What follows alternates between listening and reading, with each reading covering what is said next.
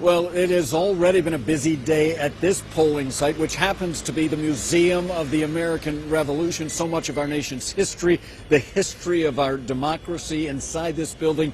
And on Election Day, they make history here. It is a place where voters come. When it opened early this morning, there was a line almost immediately. We've seen a steady flow of voters coming through here. A lot of people who tell us they just want to be a part of the process on Election Day.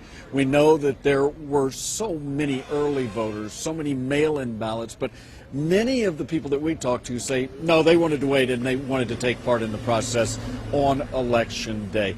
It is a race that is really tight as we've seen in quite some time.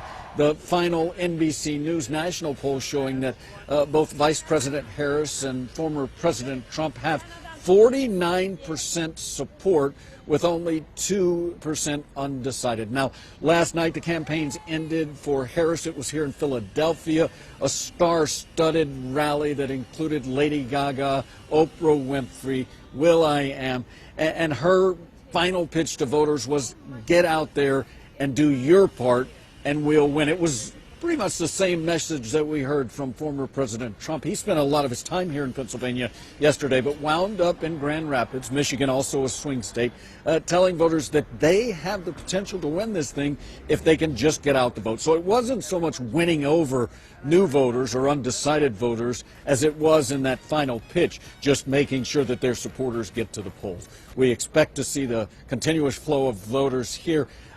Lunchtime, we'll probably see a line, and then in the evening, once work is over, we expect the line to stretch very far. There's a lot of interest, a lot of people anxious to vote in this election here in Philadelphia and across Pennsylvania, and a lot of eyes around the rest of the country watching to see what exactly will happen here.